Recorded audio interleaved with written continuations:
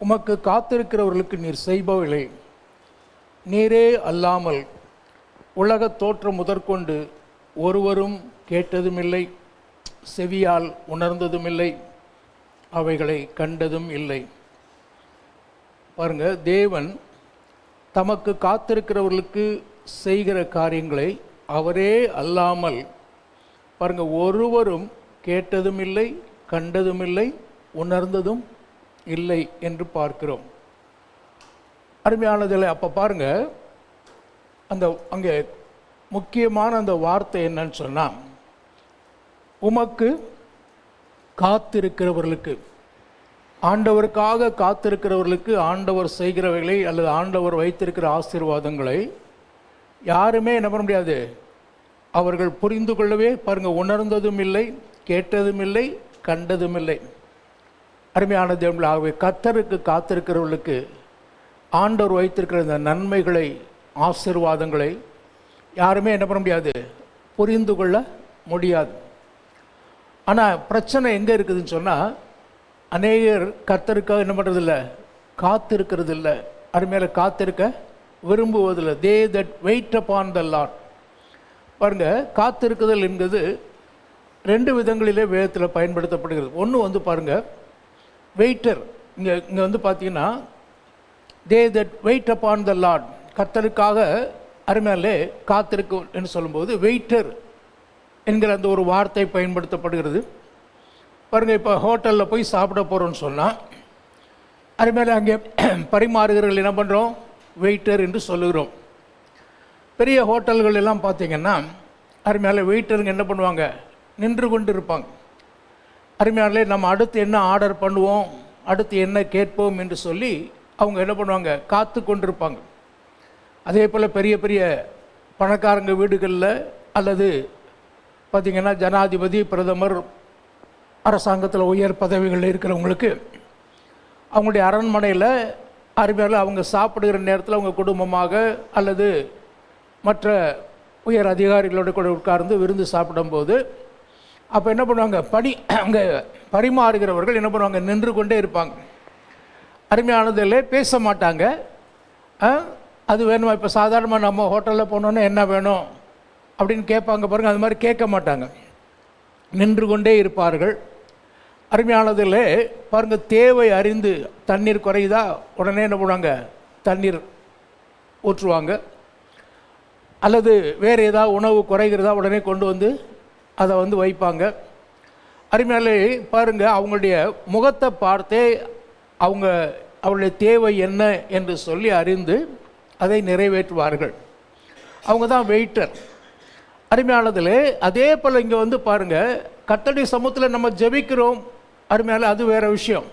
ஜெபிக்கும்போது என்ன பண்ணுறோம், ஆண்டவரே எனக்கு இது வேணும், என் குடும்பத்துக்கு இது வேணும், எனக்கு பண தேவை இருக்கிறது, எனக்கு சரீரத்தில் பலவீனம் இருக்கிறது, எங்கள் குடும்பத்தில் இந்த மாதிரி பிரச்சனை இருக்கிறது, வேலை இல்லை, வேலையில் பிரச்சனை இருக்கிறது என்று சொல்லி விண்ணப்பங்களை என்ன பண்ணுறோம், ஜெபிக்கும்போது விண்ணப்பங்களை ஆண்டவரிடத்தில் வைக்கிறோம். ஆனால் அப்போஸ்தலர் 13ஆம் அதிகாரம் 1 வசனத்தில் நீங்கள் பார்த்தீங்கன்னா, அங்கே அருமையான தேவனுடைய பிள்ளைகளே, அங்கே அந்தியோகியா பட்டணத்து சபையில் பார்த்தீங்கன்னா அங்கே அவர்கள் கூடி வந்தாங்க. பாருங்கள், அவங்க எதையும் என்ன பண்ணலை, கேட்கலை. 13ஆம் அதிகாரத்துடைய அருமையான 2ஆம் வசனத்தை பாருங்கள், அவர்கள் கர்த்தருக்கு ஆராதனை செய்து உபவாசித்து கொண்டிருந்தார்கள். பார்த்தீங்களா உங்களுக்கு, they were worshiping and fasting. ஆகவே கர்த்தர் என்ன பண்ணாங்களாம், ஆராதித்து கொண்டிருந்தார்கள். அப்போ என்ன அர்த்தம், ஏதாவது அது வேணும் இது வேணும் என்று சொல்லி எந்த விண்ணப்பத்தையும் வைக்காமல் அவங்க என்ன பண்ணாங்க, துதித்து பாடி, பாட்டு பாடுவாங்க, துதிப்பாங்க, பாட்டு பாடுவாங்க, துதிப்பாங்க. இப்படியாக அவர்கள் கர்த்தரை என்ன பண்ணாங்களாம், ஆராதித்து கொண்டிருந்தார்கள். அப்பொழுது பரிசுத்த ஆவியானவர் என்ன செய்தாராம், திருவுளம் பற்றினார் என்று பார்க்கிறோம். பாருங்கள், பரிசுத்த ஆவியானவர் பேசுகிற வரைக்கும் அருமையில் அவங்க என்ன பண்ணாங்க, தேவனை துதித்து ஆராதித்து கொண்டிருந்தாங்க. அவங்க எதுவும் கேட்கல. ஆவியானவராக சொன்னார், எனது பவுலையும் பர்னபாவையும் நான் அழைத்த ஊழியத்திற்காக வேறு பிரித்து அனுப்புங்கள் என்று சொல்லி அருமையாலே சொல்லுவதை பார்க்கிறோம்.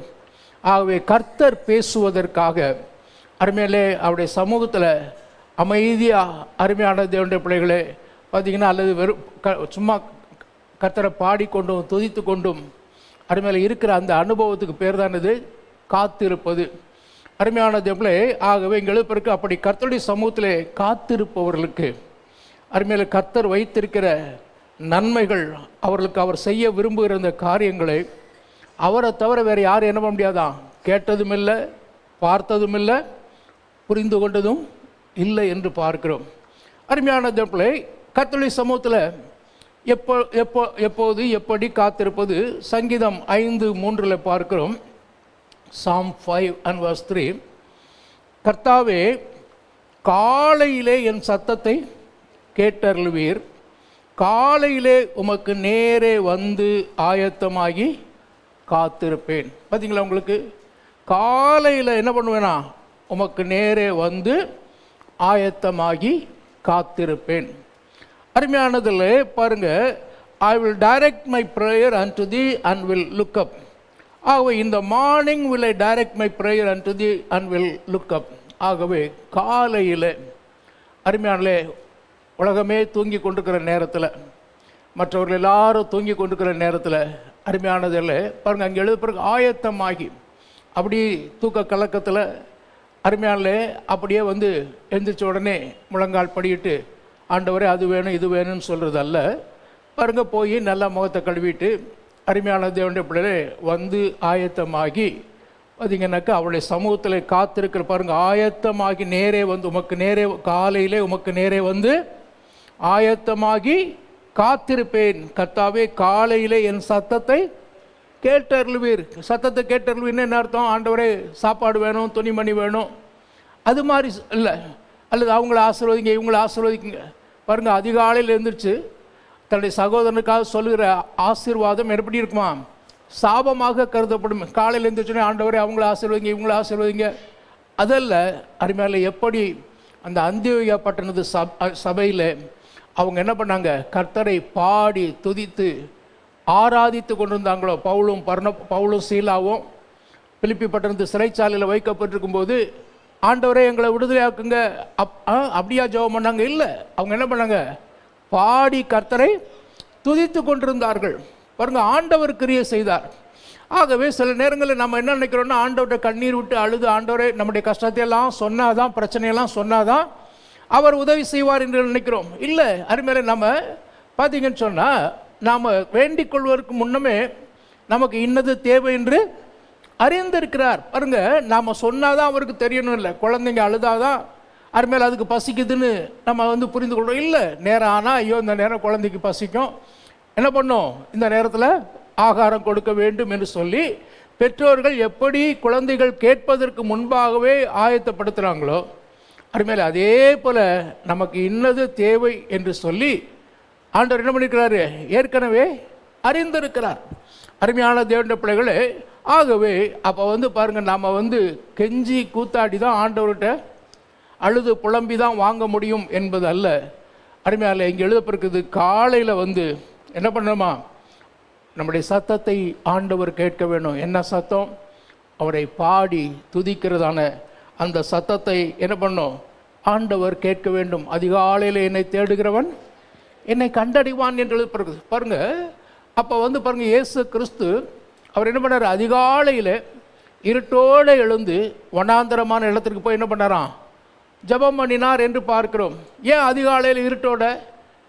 அருமையாலே விடிஞ்சிருச்சுன்னா என்னது? பரபரப்பான இந்த உலகத்தில் அருமையாலே ஸ்கூலுக்கு ரெடி ஆகணும், வேலைக்கு ரெடி ஆகணும், அருமையானதில். ஆகவே அப்போ வந்து பாருங்கள், நம்முடைய கவனத்தை ஈர்ப்பதற்கு பல்வேறு காரியங்கள் என்ன பண்ணிடும்? வந்துடும். ஆனால் அதற்கு முன்பாகவே அருமையாலே எழுந்தோன்னு சொன்னால் எல்லாரும் தூங்கிக்கிட்டு இருப்பாங்க, அமைதியாக இருக்கும், தேவ பிரசன்னத்தை நன்காக உணர முடியும்.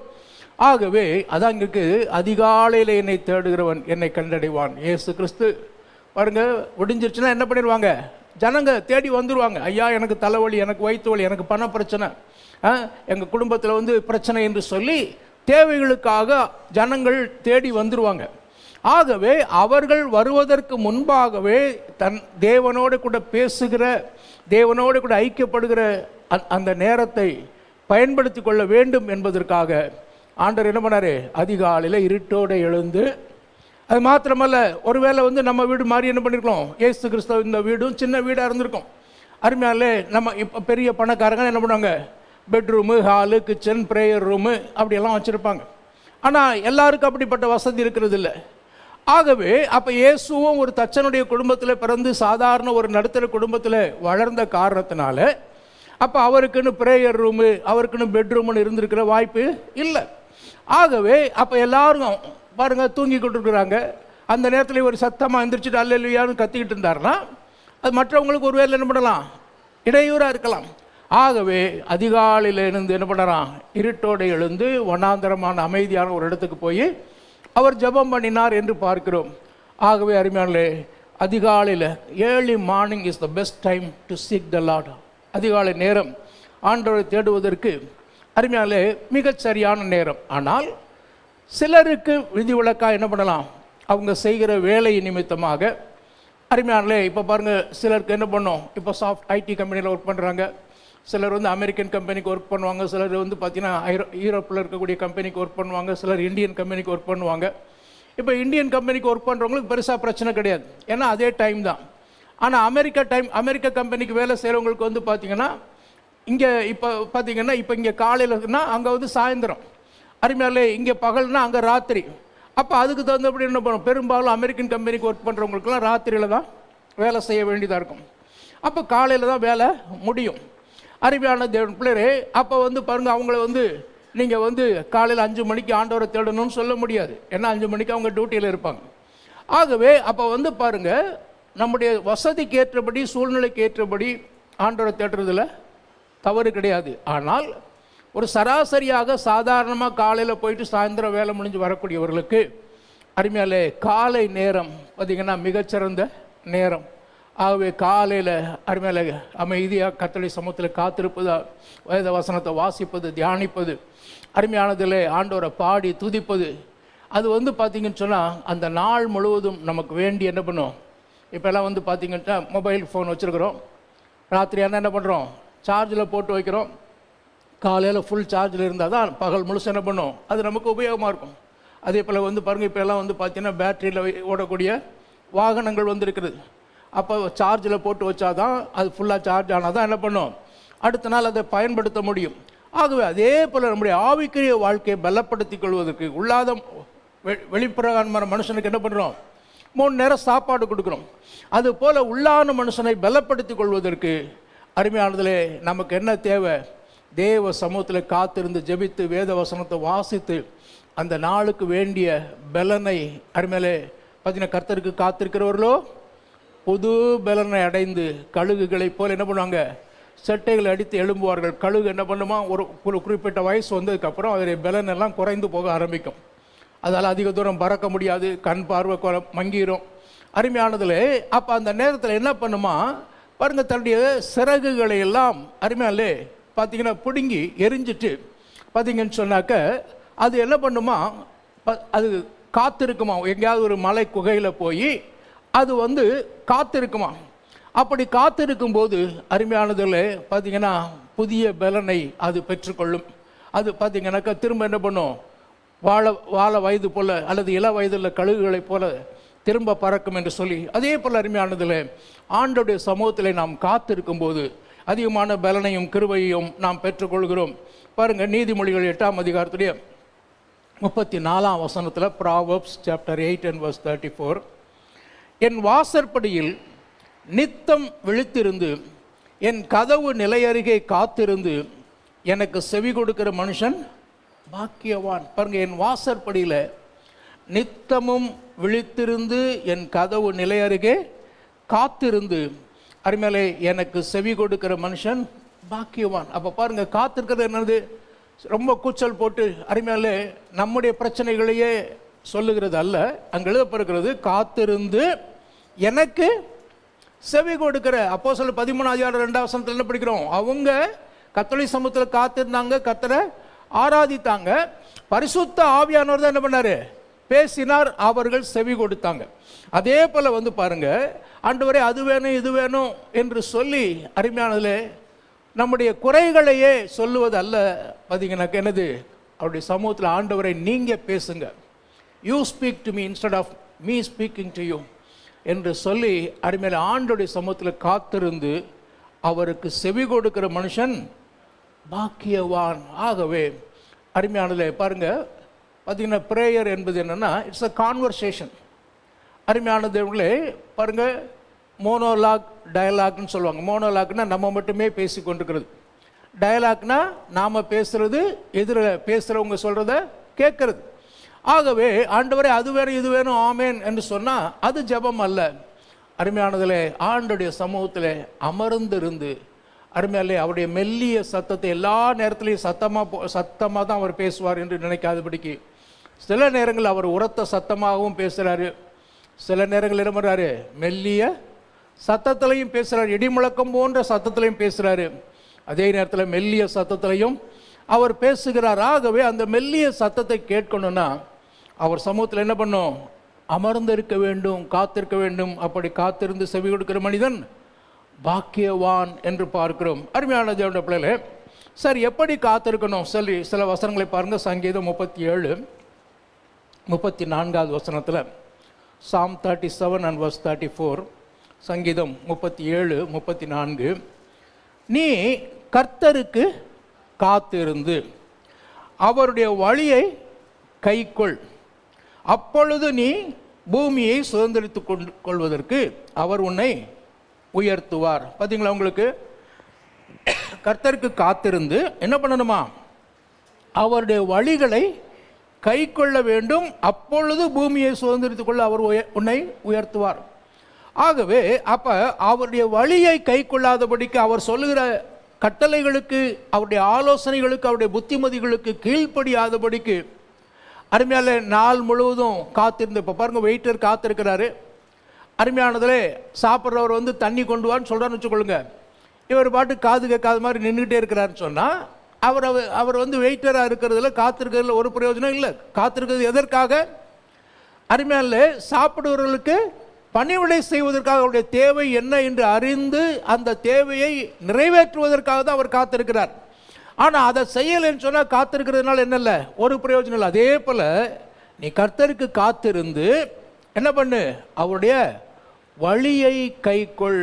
ஆகவே ஆண்டுடைய வழியை நம்ம கை கொள்ளும் போது தான், இந்த வேத வசனம் சொல்கிற வழியிலே நம்ம நடக்கும்போது தான் நாம் காத்திருப்பது பிரயோஜனம் உள்ளதாக இருக்கும், காத்திருக்கிறதுக்கு பலன் கிடைக்கும், காத்திருக்கிறதுனால வரக்கூடிய ஆசீர்வாதங்களை நாம் பெற்றுக்கொள்ள முடியும். அருமையானே, ஆகவே அப்போ பாருங்கள், ஒபீடியன்ஸ் இஸ் ஆல்சோ நெசசரி.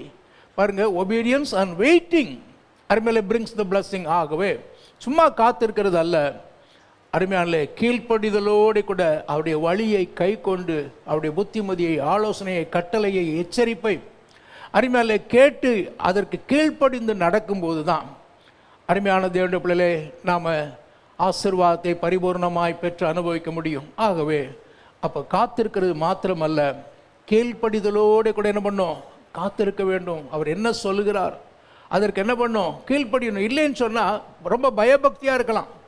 அருமையானதில் ஆனால் பாருங்கள், ஒரு தகப்பன் தன்னுடைய 2 மகன்களில் மூத்த மகன்கிட்ட போய் தோட்டத்தில் போய் வேலை செய்யின்னு சொல்கிறான். அப்போ அவன் என்ன பண்ணுறான், பணிவோடு கூட சரிப்பா நான் போகிறேன், நான் போய் வேலை செய்கிறேன்னு சொல்கிறான். அருமையானதில் ஆனால் வெளியில் போயிட்டு என்ன பண்ணுறான், இவருக்கு வேறு வேலை இல்லை அப்படின்னு சொல்லிட்டு என்ன பண்ணிடுறான், நான் ஃப்ரெண்ட்ஸோடு கூட விளையாட போகிறேன்னு போயிடுறான்.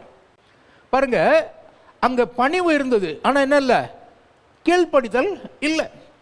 2வது மகனிடத்துலேயும் அதே போல் சொல்கிறான், நீ போய் என்ன பண்ணு, தோட்டத்தில் வேலை செய். அவன் என்ன பண்ணுறான், இல்லை நான் போக மாட்டேன் அப்படின்னு சொல்லிடுறான். அப்போ என்ன இல்லை, அவனத்தில் பணிவு இல்லை. ஆனால் வெளியில் போன உடனே, ஐயோ அப்பா சொன்ன வார்த்தைக்கு நான் கீழ்ப்படியலையே, அவர் என்ன தோட்டத்தில் போய் வேலை செஞ்சு சொன்னார், நான் முடியாதுன்னு சொல்லிட்டு வந்துட்டேனே, அப்பாவுடைய மனசு புண்படுமே என்று சொல்லி வருத்தப்பட்டு அவன் என்ன செய்தானா, தோட்டத்தில் போய் வேலை செய்தான் என்று பார்க்கிறோம். அப்போ வந்து பாருங்கள், ஒருத்தன் ரொம்ப பணிவாக நடந்து கொள்கிறான், ஆனால் கட்டளைக்கு கீழ்ப்படியலை.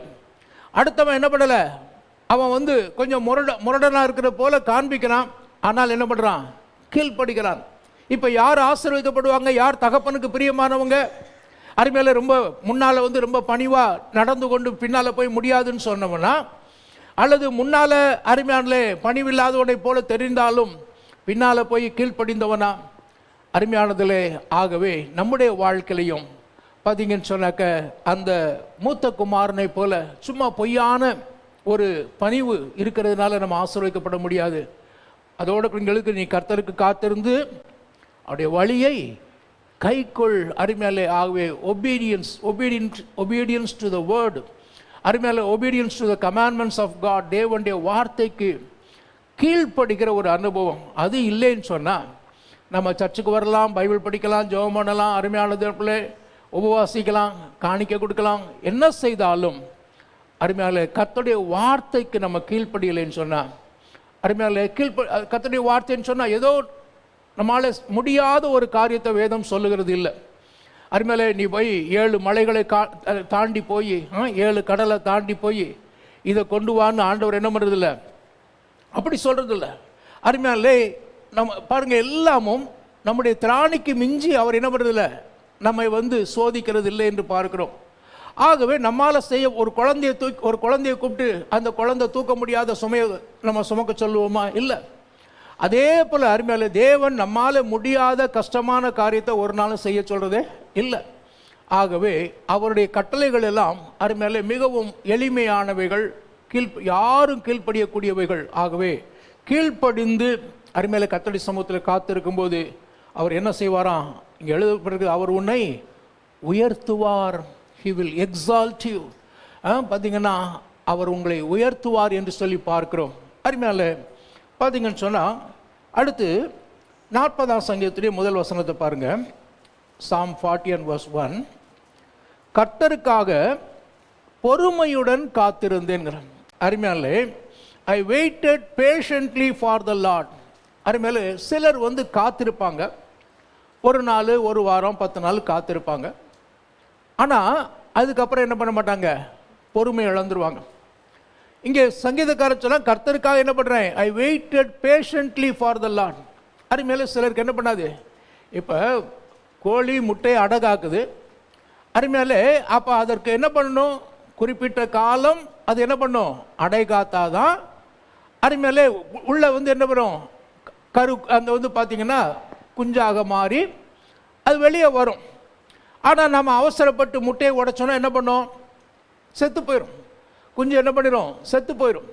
அதே போல் அருமையானவர்களே, பார்த்திங்கன்னா சில காரியங்கள் நிறைவேறுவதற்கு நம்ம என்ன பண்ணணும், கர்த்தருடைய சமூகத்தில் கொஞ்சம் பொறுமையோட கூட காத்திருக்கணும்.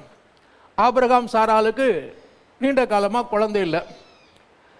அருமையாலே, ஆண்டவர் ஒரு வாக்கு பண்ணுறாரு, சீக்கிரத்தில் நான் உங்களுக்கு ஒரு குழந்தைய தருவேன் அப்படின்னு சொல்கிறாரு. பாருங்க, சாராள் என்ன நினைக்கிறா, சரி அடுத்த 10 மாதத்தில் குழந்தை பிறந்துடும். ஆனால் பிறக்கலை. 1 வருஷம் ஆச்சு, 2 வருஷம் ஆச்சு, 5 வருஷம் ஆச்சு, குழந்தை பிறக்கலை. அவள் சொல்கிறா, இதெல்லாம் நம்ப முடியாது, ஆண்டவர் சொல்கிறதெல்லாம் நம்ப முடியாது. அதனால் நீ என்ன பண்ணு, கணவனை பார்த்து சொல்கிறா, எங்கள் வேலைக்காரி என்ன பண்ணு, ஆகார திருமணம் செய்யுங்க, அவள் மூலமாக பிறக்கிற குழந்தைய நான் என்ன பண்ணிடுறேன், ஏன் குழந்தையா நான் ஏற்றுக்கொள்கிறேன் என்று சொல்லி பாருங்கள், கணவனை தொந்தரவு பண்ணி அவன் போய் ஆகார திருமணம் செய்யலை. அவன் ஆகார திருமணம் செய்யணும்னு விரும்பலை. ஆனால் குழந்தை அருமையில குறிப்பிட்ட காலத்திலே பிறக்கவில்லை என்று சொல்லி பொறுமை இழந்து சாரா தான் என்ன பண்ணுறா, ஆபிரகாமை தொந்தரவு பண்ணி கல்யாணம் பண்ணி வைக்கிறான். பாருங்க, அந்த அவன் ஆகார் ஒரு அடிமைனா எஜமானிக்கு முன்னால் உட்காரக்கூட முடியாது. 5 மணி நேரம் 6 மணி நேரம்னாலும் எஜமானி உட்கார்ந்துக்கிட்டு தான் இவங்க பக்கத்தில் நிற்க தான் செய்ய முடியுமா ஒழிய, பக்கத்தில் தரையில் கூட எஜமானி நாற்காலியில் உட்கார்ந்துருந்தா கூட இந்த அடிமை என்ன பண்ண முடியாது, தரையில் கூட உட்கார முடியாது, நின்றுக்கிட்டே தான் இருக்கணும். அருமையான தேவனுடைய பிள்ளைகளை எதிர்த்து பேச முடியாது. ஏன்னா அடிமைகள்ங்கிறது மிருகத்துக்கு சமம். வேலைக்காரங்க வேற, அடிமைகள் வேற. அடிமைகளை அடிக்கலாம், உதைக்கலாம், கையை காலை வெட்டலாம், சாகடிக்கலாம். அருமையால யாரும் கேட்க முடியாது. ஏன்னா அவங்கள விலை கொடுத்து வாங்கியிருப்பாங்க. அருமையால எப்படி ஆடு மாடுகளை விலை கொடுத்து வாங்குறோமோ அதே போல் அடிமைகளை விலை கொடுத்து வாங்கியிருப்பாங்க. ஆகவே அவங்கள என்ன செஞ்சாலும் அது குற்றம் அல்ல. பாருங்க, அப்படி இருந்த ஆகார் இப்போ தான் கர்ப்பவதி ஆன உடனே என்ன பண்ணுறா, எதிர்த்து பேச ஆரம்பிக்கிறா, கீழ்ப்படிய மாட்டேங்கிறா. ஒரு வேலை சொன்னால் நீ போய் செய்யுங்கிறா. அருமையான தேவனே, நீ எப்படி ஆபிரகாமுடைய மனைவியோ அதே போல் நானும் யாரு, ஆபிரகாமுடைய மனைவி இவ்வளவு நாள் வேலைக்காரியா அடிமையா இருந்தவ இப்ப என்ன பண்றா?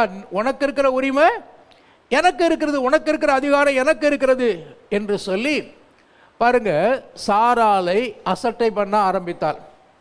இப்ப சாராள் என்ன பண்றா? ஆபிரகாம் கிட்ட போய் சண்டை போடுறா.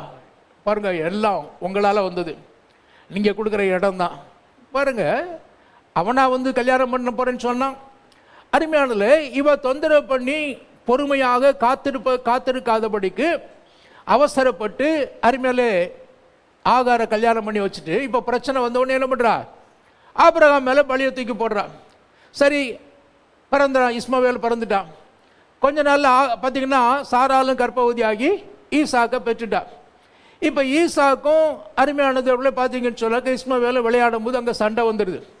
சண்டை வந்த உடனே என்ன பண்ணுறா? இவ பார்த்தீங்கன்னாக்க இந்த ஆகாரும் அவனுடைய பிள்ளையும் என்ன பண்ண மாட்டாங்க, என் பிள்ளையோட ஒத்து போக மாட்டாங்க, அதனால இவங்களை துரத்தி விடுங்கிறான். பார்த்தீங்களா உங்களுக்கு? ஆகவே அப்போ அங்கே பிரச்சனைக்கு காரணம் என்ன? கர்த்தருக்காக என்ன பண்ணலை, பொறுமையோடு கூட காத்திருக்கவில்லை. அருமையானது. ஆகவே சில நேரங்களில் எல்லாமே மேஜிக் மாதிரி நடந்துடாது. சில நேரங்களில் ஜெபம் பண்ணுறோம், அருமையால் அடுத்த நிமிஷமே நாம் ஜெபித்த காரியம் நடந்துருது. சில நேரங்களில் அருமையாலே ஜெபித்து ஒரு சில நாட்களோ ஒரு சில வாரங்களோ ஒரு சில மாதங்களோ கழித்து நடக்கிறது. பர்திமேயின்னு ஒரு குருடன் இயேசுகிட்ட ஆண்டவரே எனக்கு கண்ணு தெரியல, எனக்கு பார்வை வேணும்னு ஜெபம் பண்ணான். ஆண்டவர் சொன்னார் பார்வை அடைவாயாக. உடனே கண்ணு திறந்துருச்சு. பாருங்க கண்ணை திறக்கிறதுக்குள்ள அற்புதம் நடந்துருச்சு. அதே நேரத்தில் இன்னொரு மனுஷன் என்ன பண்றான்? அதே போல கண்ணு தெரியாதவன் அதே போல என்ன பண்றான்? ஆண்டவரே எனக்கு பார்வை வேணும்னு கேட்கிறான். ஆண்டவர் என்ன பண்ணாரா? தரையில துப்பி சேறு உண்டாக்கி அதை எடுத்து அவன் கண்களில் பூசி நீ போய் என்ன பண்ண, சீலவாம் குளத்தில் கழுவுனார். அருமையானதில் ஏன் பர்திமேயுக்கு சொன்ன மாதிரி பார்வை அடைவாயாகன்னு சொல்லலை? அப்போ பாருங்க இதை கண்ணு தரையில் சேறு உண்டாக்கி கண்ணில் பூசி நீ போய் சீலவாம் குளத்தில் போய் கழுவுன்னு சொன்னா இப்போ இதெல்லாம் என்ன பண்ணும்? நேரம் எடுக்கக்கூடிய காரியம். அப்போ ஒருத்தனுக்கு உடனடியாக நடந்துருச்சு, இன்னொருத்தனுக்கு இட் டேக் சம் டைம். அருமையான தேவனுடைய பிள்ளைகளே, ஆகவே அப்போ எல்லாருக்கும் ஒரே விதமாக அற்புதம் நடக்கிறதில்ல. யாரோ ஒருவருக்கு ஒரு விதமாக அற்புதம் நடந்ததுன்னு சொன்னால் அதே போலவே எல்லாருக்கும் நடக்கும் என்று சொல்ல முடியாது. அருமையான, ஆனால் கர்த்தர் ஒரு வாக்குத்தத்தம் கொடுப்பார் என்று சொன்னால் அது நிச்சயமா என்ன பண்ணும்? நிறைவேறும். ஆபிரகாமை அழைத்த தேவன் சொன்னார் உனக்கு ஒரு குமாரனை தருவேன். அருமையில வானத்து நட்சத்திரத்தை போலவும் பூமியின் தோலை போலவும் சமுத்திரத்து மணலை போலவும் சந்ததி என்ன பண்ணுவேன்? பெருக பண்ணுவேன் என்று வாக்கு பண்ணியிருந்தார். அருமையானதிலே, ஆனால் ஆபிரகாமுக்கு இருந்த அந்த பொறுமை அருமையாலே சாராளுக்கு இல்லாத காரணத்தினால, அவசரப்பட்ட காரணத்தினால அவளுக்கு பிரச்சனை தானே என்ன பண்ணா? தேடிக்கொண்டாள். யாரோ அவளுக்கு பிரச்சனையை கொடுக்கல, அவளாகவே என்ன பண்ணிட்டா? பிரச்சனையை தேடிக்கொண்டாள். அருமையான தேவனுடைய பிள்ளைகளே, ஆகவே அப்போ பாருங்க இங்கே எழுப்புற கர்த்தருக்காக பொறுமையுடன் காத்திருந்தேன். ஐ waited patiently for the Lord. அருமையான தேவனுடைய பிள்ளை பாருங்க, தாவீதுக்கு கர்த்தர் சொன்னார் நீ உன்னை என்ன பண்ணுவேன் பார்த்தீங்கன்னா ஆசீர்வதிப்பேன், உன்னை ராஜாவாக்குவேன், முழு இஸ்ரவேல் தேசத்துக்கு நீ ராஜாவாக இருப்பாயின்னு சொன்னார்னா உடனே நடந்துடல. அருமையாலே அதற்கு இடையில் அவன் பல போராட்டங்களை கடந்து வர வேண்டியதாக இருந்தது. சவுலுக்கு பயந்து ஊராக ஓட வேண்டியதாக இருந்தது. அருமையான தேவனுடைய பிள்ளை, ஆகவே அப்பவும் பார்த்தீங்கன்னா அதுக்கப்புறமும் சவுல் இறந்ததுக்கு அப்புறமும் ஒரு சின்ன பகுதிக்கு தான் என்ன பண்ணான்? யூதாவுக்கு மட்டும்தான் ராஜாவாக இருக்க முடிஞ்சது. அதுக்கப்புறம் தான் முழு இஸ்ரவேல் தேசத்துக்கும் ராஜாவாக முடிந்தது. ஆகவே சில நேரங்களில் ஆசீர்வாதம் அருமையால நம்ம நினைக்கிற மாதிரி உடனடியாக வராமல் இருக்கலாம், கொஞ்சம் கொஞ்சமாக வரலாம். ஆகவே கர்த்தருக்காக பொறுமையுடன் காத்திருந்தேன் என்று அவன் சொல்லுகிறது போல அருமையில் கர்த்தருக்காக பொறுமையுடன் காத்திருந்தேன், அவர் என்னிடமாய் சாய்ந்து என் கூப்பிடுதலை கேட்டார் என்று பார்க்கிறோம். ஆகவே ஆண்டவர் நிச்சயமாக செவி கொடுக்கிற தேவன், பதில் கொடுக்கிற தேவன். ஆகவே அருமையான தேவனே, சில நேரங்களில் நம்முடைய ஜெபத்திற்கும் அந்த ஜெபத்திற்கான பதில் கிடையில ஒரு கால இடைவெளி இருக்கலாம். அந்த காலம்தான் ஒரு போராட்டமான காலம். பிசாசு சொல்லுவான் இது நடக்காது, ஆண்டவர் மறந்துட்டாரு, ஆண்டவரால் செய்ய முடியாது என்று சொல்லி பல்வேறு விதமான எண்ணங்களை மனசில் கொண்டு வரும். ஆபிரகாமை குறித்து ரோமர் 4ஆம் அதிகாரத்தில் பார்க்கிறோம். பாருங்க, தேவன் வாக்கு பண்ணினதை நிறைவேற்ற வல்லவராயிருக்கிறார் என்று நம்பி தேவனை ஸ்தோத்தரித்து விசுவாசத்திலே வல்லவனானான் என்று எழுதப்பட்டிருக்கு. அப்போ பாருங்க, இன்னும் நடக்கலை, ஆண்டவர் சொன்ன காரியம் நடக்கலை, ஆனால் தேவன் வாக்கு பண்ணினதை நிறைவேற்றுவார், நிறைவேற்ற வல்லவர் என்று சொல்லி அவன் என்ன பண்ணான், கையில் அற்புதம் கிடைக்கலைனாலும் கூட, இன்னும் ஆசீர்வாதத்தை காண முடியாவிட்டாலும் கூட அவன் என்ன செய்தானா, தேவனை ஸ்தோத்தரித்து கொண்டே இருந்த, ஆண்டவரை எனக்கு வாக்குத்தத்தம் கொடுத்துருக்கீங்க, அந்த வாக்குத்தத்தம் நிச்சயமாய் நிறைவேறும், அந்த வாக்குத்தத்தம் சீக்கிரமாய் நிறைவேறும் என்று சொல்லி ஸ்தோத்தரித்து கொண்டே இருந்தான். அதனால் அவனுடைய விசுவாசம் வளர்ந்தது, விசுவாசத்திலே வல்லவனானான் என்று பார்க்கிறோம். அருமையாலே, விசுவாசம் வளர்ந்து அது பூரணத்தை அடையும் போது அது வாழ்க்கையில் அற்புதமாக ஈசாக்காக அது வெளியே வந்தது. ஆகவே அருமையானே, சில நேரங்களிலே தாமதிக்கிறது போல சில காரியங்கள் தெரியலாம். பாருங்க, வாசித்து பாருங்க, ஆபகுக்கு தீர்க்கதரிசியின் புஸ்தகம் 2ஆம் அதிகாரத்துடைய 3வது வசனம். Habakkuk chapter 2 and verse 3. Habakkuk 2ஆம் அதிகாரத்துடைய 3ஆம் வசனத்தில், குறித்த காலத்துக்கு தரிசனம் இன்னும் வைக்கப்பட்டிருக்கிறது, முடிவிலே அது விளங்கும், அது பொய் சொல்லாது, அது தாமதித்தாலும் அதற்கு காத்திரு, அது நிச்சயமாய் வரும், அது தாமதிப்பது இல்லை. அருமையாலே, தாமதிப்பதை போல நமக்கு தெரியலாம். அருமையானதில் ஒரு குழந்தை பாருங்க, ஒரு கரு தாயின் வயிற்றில் உருவாகி அது நல்ல ஒரு ஆரோக்கியமான குழந்தையாய் வெளிப்படணும்னா நாம் என்ன பண்ணுறோம், 10 மாதம் சுமந்தோன்னு சொல்கிறோம். 10 மாதம் அருமையாலே மருத்துவ ரீதியில் 9 மாதங்களும் 10 நாட்களும், அதுதான் ஒரு கரு முழுமை அடைவதற்கான கால அளவு. அப்போ 9 மாதம் 10 நாட்கள் ஒரு கரு தாயுடைய வயிற்றுக்குள்ளே இருந்தால் தான் அது நல்ல ஆரோக்கியமான குழந்தையா வெளியே வரும். 5 மாதத்தில் 6 மாதத்தில் அருமையில் பிறக்கிற குழந்தைங்க, 7 மாதத்தில் பிறக்கிற குழந்தைங்களை காப்பாற்றுறதே பெரிய கஷ்டம். இன்குபேட்டரில் வச்சு காப்பாற்றணும். அப்படி காப்பாற்றினாலும் மூளை வளர்ச்சி சரியாக இருக்காது, சரீர வளர்ச்சி சரியாக இருக்காது, சில நேரங்களில் ஊனமுற்று இருக்கும். ஆகவே அப்போ பாருங்கள், நல்ல ஒரு ஆரோக்கியமான குழந்தை பிறக்கணும்னா என்ன பண்ணும், பொறுமையாக காத்திருக்கணும். அவசரப்பட்டோன்னு வச்சுக்கொள்ளுங்க, அருமையால குழந்தை அருமையானதில் சில நேரங்களில் அந்த மாதிரி குறைப்பிரசவத்தில் பிறந்த எத்தனையோ குழந்தைகள் இறந்து போகிறத கூட பார்க்குறோம். ஆகவே அப்போ பாருங்கள், இங்கே எழுதப்பட்டிருக்கிறது, அது என்ன பண்ணாது, அருமையால பொய் சொல்லாது, அது தாமதிப்பதை போல தெரிந்தாலும் அதற்கு காத்திரு, அது நிச்சயமாய் வரும், அது தாமதிப்பது இல்லை. ஆண்டவர் ஒன்றை சொல்வார் என்று சொன்னார். பாருங்கள், இஸ்ரவேல் ஜனங்கள் ஆபிரகாமுக்கு சொன்னார், உன்னை ஆசீர்வதிப்பேன், பெருக பண்ணுவேன், ஆனால் அதற்கு முன்னால் அருமையிலே உன் சந்ததியார் என்ன பண்ணும், எகிப்து தேசத்தில் போய் குறிப்பிட்ட காலம் அவங்க இருக்கணும், அங்கே கஷ்டப்படுவாங்க, அதன் பிறகு நான் அவங்கள விடுதலை ஆக்கி கானானுக்கு கொண்டு வருவேன்னு சொன்னார். பாருங்கள், அதே போல் அருமையிலே ஆபிரகாம், ஈசாக்கு, யாக்கோபு, அதுக்கப்புறம் 12 கோத்திரங்கள் அவங்க என்ன பண்ணாங்க, யோசேப்பின் மூலமாக எகிப்துக்கு போனாங்க. அங்கே போய் என்ன பண்ணாங்க, 430 வருஷம் அடிமைப்பட்டிருந்தாங்க, கஷ்டப்பட்டாங்க. தேவனை நோக்கி கூப்பிட்டார்கள். பாருங்கள், தேவன் ஆபிரகாமை நினைவு கூர்ந்தார். ஆபிரகாமுக்கு சொன்ன வாக்குத்தத்தத்தை நினைவு கூர்ந்து அவங்களை என்ன பண்ணார், விடுதலை ஆக்கி கானான் தேசத்துக்கு அழைத்து கொண்டு போனார். கீழ்ப்படியாமையினால வனாந்தரத்தில் கொஞ்சம் பேர் செத்து போனாங்களே ஒழிய, ஆண்டவர் தான் கொடுத்த அந்த வாக்குத்தத்தத்தில் என்ன பண்ணலை, அவர் தவறவே இல்லை. யார் விசுவாசித்தார்களோ அவங்களை கானான் தேசத்தில் என்ன பண்ணார், கொண்டு போய் சேர்த்தார். அருமையான தேவனே, ஆகவே அது தாமதிப்பதை போல தெரிந்தாலும் அதற்கு காத்திரு, அது நிச்சயமாய் வரும். இந்த காலை வேளையில் எதற்காக நீங்கள் ஜெபித்து, ஐயோ இவ்வளோ நாளாக ஜெபம் பண்ணுறேன் ஆனால் இன்னும் எனக்கு பதில் கிடைக்கலையே என்று சொல்லி ஒருவேளை அருமையானதில் நீங்கள் ஒருவேளை யோசித்து கொண்டிருக்கலாம், கவலைப்படலாம். அருமையானதில் இங்கே எழுதப்படுகிறது, அது தாமதிப்பது போல என்ன பண்ணலாம் தெரியலாம், ஆனால் அது தாமதிப்பது இல்லை, அது என்ன பண்ணும், நிச்சயமாய் வரும். நீங்கள் எதை எதிர்பார்த்து இருக்கிறீர்களோ, எதுக்காக காத்து கொண்டிருக்கீங்களோ, எதுக்காக ஜெபம் பண்ணிருக்கீங்களோ, அது என்ன பண்ணும், நிச்சயமாய் வரும். அருமையிலே, ஆண்டவர் அவர் பொய் சொல்லுகிறவர் அல்ல, அவர் மனம் மாறுகிறவர் அல்ல. அருமையிலே, அவர் ஒன்றை சொன்னால் என்ன பண்ணுவார், ஏற்ற வேளையில் அதை நிச்சயமாய் நிறைவேற்றுவார். சங்கீதம் 42:11 பாருங்க. சங்கீதம் 42:11,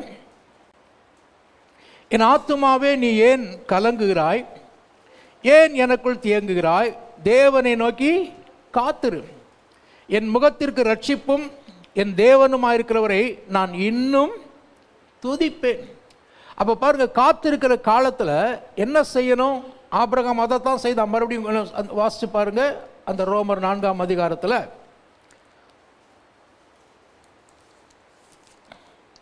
21வது வசனம், 21வது வசனத்தை பாருங்க. அதுக்கு முன்னாலிருந்து 19வது வசனத்தில் பார்க்கலாம். அவன் விசுவாசத்தில் பலவீனமாக இருக்கவில்லை. அவன் ஏறக்குறைய 100 வயதுள்ளவனாக இருக்கும்போது தன் சரீரம் செத்து போனதையும் சாராளுடைய கற்பம் செத்து போனதையும் எண்ணாதிருந்தான்.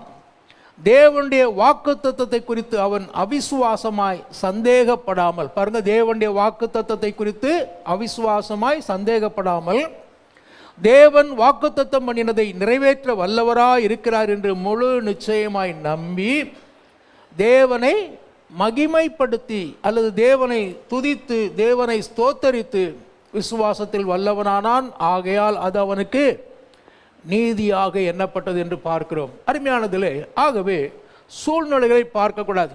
பாருங்க, அவன் என்ன பண்ணல, தனக்கு 100 வயது, தன்னுடைய சரீரம் செத்து போனது, சாராளுடைய கற்பம் செத்து போனது, இதெல்லாம் எண்ணாதிருந்தான் என்று எழுதப்படுகிறது. எல்லாரும் என்ன சொல்லியிருப்பாங்க? உனக்கு வயசாச்சு, உன் மனைவிக்கு வயசாச்சு, இனி குழந்தை பிறப்பதற்கான சாத்தியமே இல்லை, எந்த டாக்டர்கிட்ட போனாலும் ஒன்றும் நடக்காதுன்னு தான் சொல்லியிருப்பாங்க. ஆனால் அருமையானதிலே, ஆபிரகாம் என்ன செய்தானா? அவன் அதை எண்ணாமல் தேவனுடைய வாக்குத்தத்தத்தை குறித்து அவன் அவிசுவாசிக்கவும் இல்லை, சந்தேகப்படவும் இல்லை. தேவன் வாக்குத்தத்தம் பண்ணினதை நிறைவேற்ற வல்லவராய் இருக்கிறார் என்று முழு நிச்சயமாய் நம்பி அருமையாலே தேவனை மகிமைப்படுத்தி அவன் விசுவாசத்தில் வல்லவனானான். ஆகவே இங்கேயும் பார்க்கிறோம், பாருங்க, தேவனை நோக்கி காத்திரு. எப்படி காத்திரு? என் முகத்திற்கு ரட்சிப்பும் என் தேவனுமா இருக்கிறவரை நான் இன்னும் துதிப்பேன். ஆகவே ஒவ்வொரு நாளும் இன்னும் அதிகமாக கர்த்தர் நிச்சயமாக ஆசீர்வதிப்பார், நிச்சயமாக பதில் கொடுப்பார் என்று சொல்லி இன்னும் அதிகமாக நாம் அவரை துதிக்கும் போது, இன்னும் அதிகமாக நாம் அவரை ஸ்தோத்தரிக்கும் போது சோர்ந்து போகாதபடிக்கு அருமையால விசுவாசத்தோடு கூட நாம் ஜெபிக்கும் போது துதிக்கும் போது கர்த்தர் நிச்சயமாய் அற்புதத்தை செய்வார். 27வது சங்கீதம் 14ஆம் வசனத்தில் பாருங்க. Psalm 27 and verse 14. கர்த்தருக்கு காத்திரு. அடுத்து அங்கே எழுதப்படுகிறது, திடமனதாய் இரு, அவர் உன் இருதயத்தை ஸ்திரப்படுத்துவார். கர்த்தருக்கே காத்திரு. Wait on the lord, be of good courage and he shall strengthen thine heart. அப்போ பாருங்க, கர்த்தருக்கு காத்திருக்கணுமா? எப்படி காத்திருக்கணும்? திட மனதோட கூட. அருமையாலே 31ஆம் சங்கீதத்தில் 24ஆம் வசனத்தில் கூட பார்க்கிறோம். Psalm 31 and verse 24. கர்த்தருக்கு காத்திருக்கிறவர்களே, நீங்கள் எல்லாரும் திடமனதாக இருங்கள். திடமனது என்னது? அருமையாலே மன உறுதி.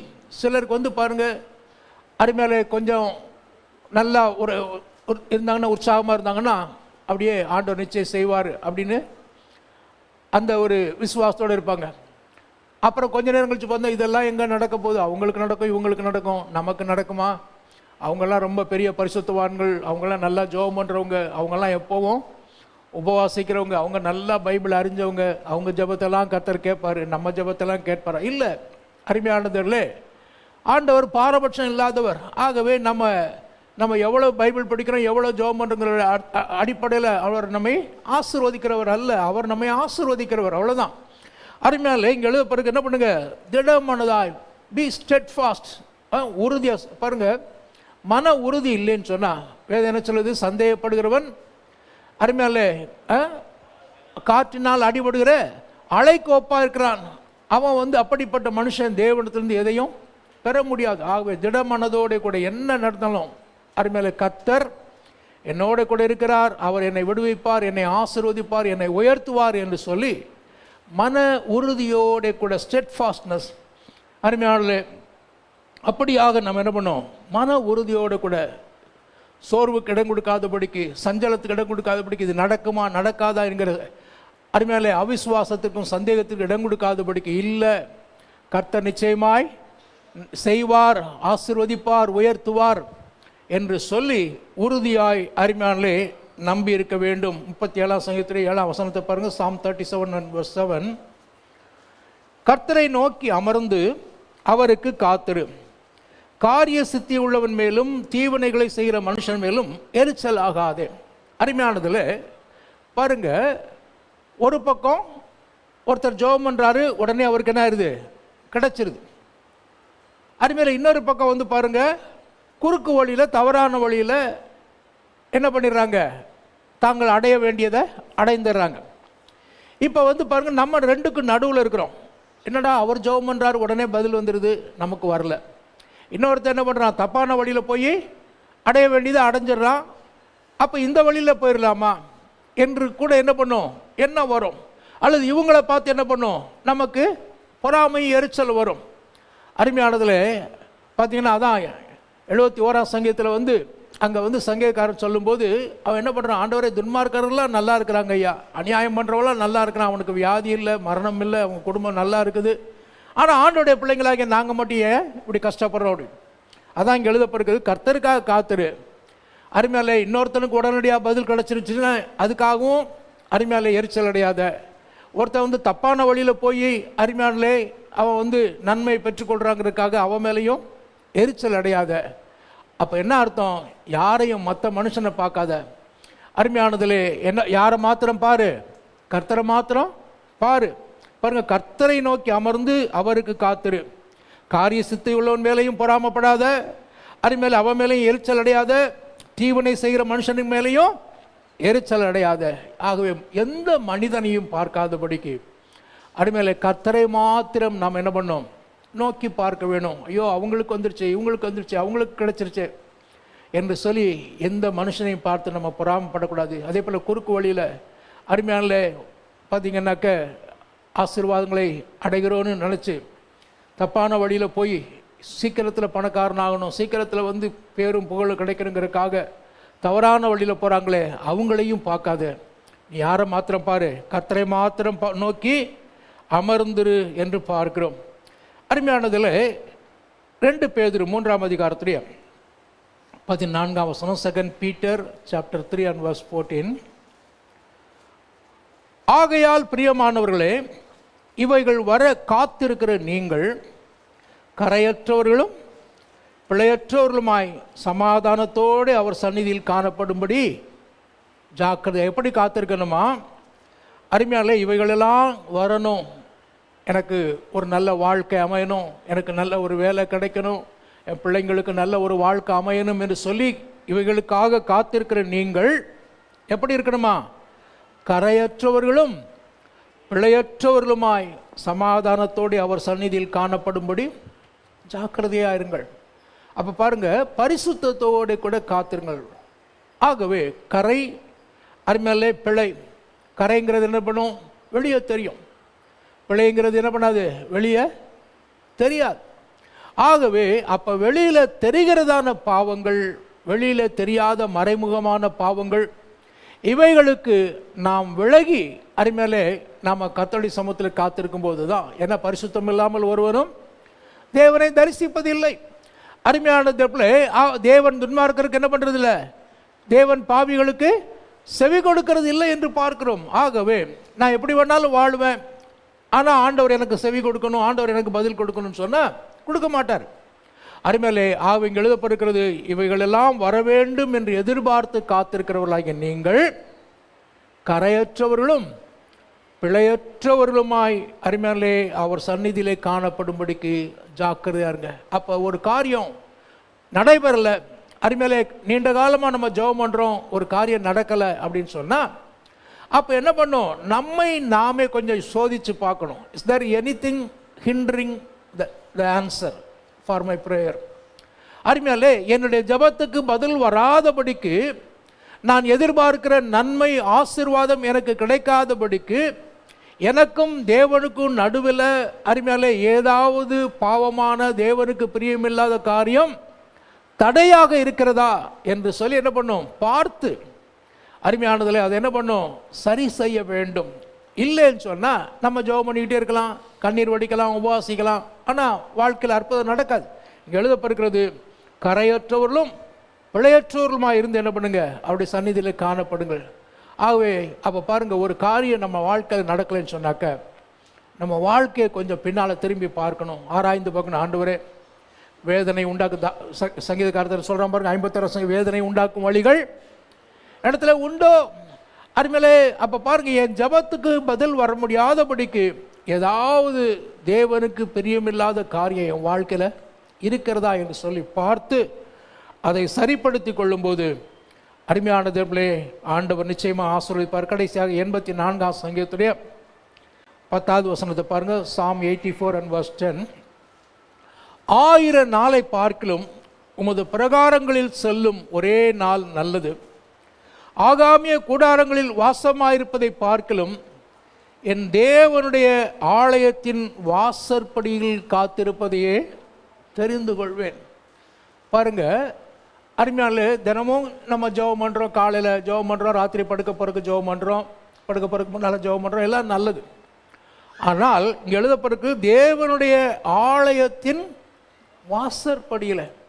அப்போ பாருங்க, we must understand the importance of being in the presence of God. அருமையாலே, தேவ ஆலயத்தில் அவருடைய சந்நிதியில் காணப்படுகிற காத்திருக்கிற அந்த அனுபவத்தின் முக்கியத்துவத்தை என்ன பண்ணும், உணர்ந்து கொள்ள வேணும். தாவீது அருமையிலே கர்த்தருடைய ஆலயத்துக்கு போகாமல் இருக்கிறதுக்கு 1000 காரணங்கள் சொல்ல முடியும். நான் ராஜா, ஒவ்வொரு நாளும் நூற்றுக்கணக்கான ஜனங்கள் எங்கிட்ட பிரச்சனைகளுக்காக வருவாங்க, பக்கத்து நாடுகளுடைய ராஜாக்கள் வருவாங்க, ஆகவே எனக்கு நேரமே இல்லைன்னு சொல்ல முடியும்.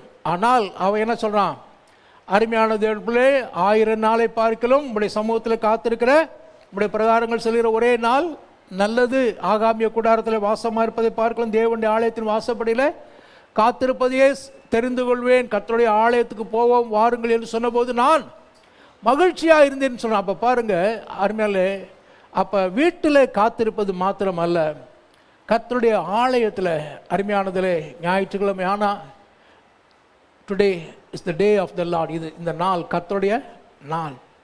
எவ்வளோ வேலைகள் இருந்தாலும் நான் என்ன பண்ண போகிறேன், முதல்ல சர்ச்சுக்கு போயிட்டு ஆராதனையை முடிச்சுட்டு அதுக்கப்புறம் நான் அந்த வேலையை செய்ய போகிறேன் என்று சொல்லி அருமையால பாருங்கள், தேவனுடைய ஆலயத்தின் வாசற்படியிலே காத்திருப்பதையே தெரிந்து கொள்வேன். ஆகவே தேவ ஆலயத்தில் காத்திருந்து கர்த்தரை துதித்து பாடி ஆராதித்து கர்த்தருடைய வார்த்தையை கேட்டு நம்முடைய வாழ்க்கையை அருமையாலே அமைத்து கொள்வோம் என்று சொன்னால் நம்முடைய வாழ்க்கை நிச்சயமாகவே ஆசீர்வாதமாக இருக்கும். ஆகவே கர்த்தருக்கு காத்திருக்கிறவர்கள் ஒருபோது என்ன பண்ணுறதில்லை, வெட்கப்பட்டு போவதில்லை என்று எழுதப்பட்டிருக்குது. ஆகவே அருமையானதிலே ஆண்டோடைய சமூகத்தில் காத்திருப்போம். பாருங்கள், அவருடைய சமூகத்தில் அமைதியாக வேறு ஒன்றும் சொல்லலைன்னா கூட சும்மா அப்படியே உட்காந்துக்கிட்டு வேத வசனத்தை மாத்திரம் வாசிச்சுக்கிட்டு தியானிச்சுக்கிட்டு இருந்தோன்னா கூட நம்முடைய வாழ்க்கையில் பெரிய மாற்றங்களை நாம் காண முடியும், ஆசீர்வாதத்தை காண முடியும். கண்களை மூடி நாம் ஜெபிப்போம். ஹல்லேலூயா, ஹல்லேலூயா, ஹல்லேலூயா, ஹல்லேலூயா. உம்மை ஸ்தோத்திரிக்கிறோம் ஆண்டவரே, நாங்கள் உம்மை துதிக்கிறோம். கர்த்தருக்கு காத்திருக்கிறவர்கள் புது பலனை அடைவார்கள் என்று பார்க்கிறோம். அவர்கள் கழுகுகளைப் போல செட்டைகளை அடித்து எழும்புவார்கள், அவர்கள் ஓடினாலும் இளைப்படையார்கள், நடந்தாலும் சோர்வடையார்கள் என்று பார்க்கிறோம். அருமையானதிலே, ஆகவே ஆண்டோடைய சமூகத்தில் காத்திருக்கும் போது புது பலனை, புது வல்லமையை நாம் பெற்றுக்கொள்கிறோம். ஹல்லேலூயா, ஹல்லேலூயா, ஹல்லேலூயா. உம்மை ஸ்தோத்திரிக்கிறோம், நன்றி செலுத்துகிறோம், நன்றி செலுத்துகிறோம், நன்றி செலுத்துகிறோம். பரிசுத்தமுள்ள நல்ல பிதாவே, இந்த கால வேலைக்காக நாங்கள் மக்கள் நன்றி செலுத்துகிறோம். உடைய ஆலயத்தில் உடைய சமூகத்தில் அமர்ந்து காத்திருக்க கொடுத்த அந்த நல்ல வாய்ப்பிற்காக ஸ்தோத்திரிக்கிறோம். ஆண்டவரே, பங்கேற்ற யாவருக்காய் நன்றி செலுத்துகிறோம். ஃபேஸ்புக்கில் யூடியூப்பில் எங்களோட இணைந்திருக்கிறவர்களுக்காக நன்றி செலுத்துகிறோம். ஆண்டவரே, கர்த்தருக்காக பொறுமையோடு கூட காத்திருந்தேன் என்று சங்கீதக்காரன் சொல்கிறது போல உடைய சமூகத்தில் அமர்ந்து ஆண்டவரே கர்த்தாவே பொறுமையோடு கூட காத்திருக்க, கர்த்தாவே அப்பா ஸ்தோத்திரத்தோடு காத்திருக்க, பரிசுத்தத்தோடு கூட காத்திருக்க, ஆண்டவரே மற்றவர்களை பார்த்து பொறாமைப்படாதபடிக்கு உம்மை மாத்திரம் நோக்கி பார்த்து காத்திருக்க கர்த்தர் எங்களுக்கு உதவி செய்யும். வந்த யாவரையும் கர்த்தர் ஆசீர்வதியும். துதி கனமை மேலாம் உமக்கே செலுத்துகிறோம். இயேசு கிறிஸ்துவின் பரிசுத்த நாமத்தில் ஜெபிக்கிறோம் பிதாவே.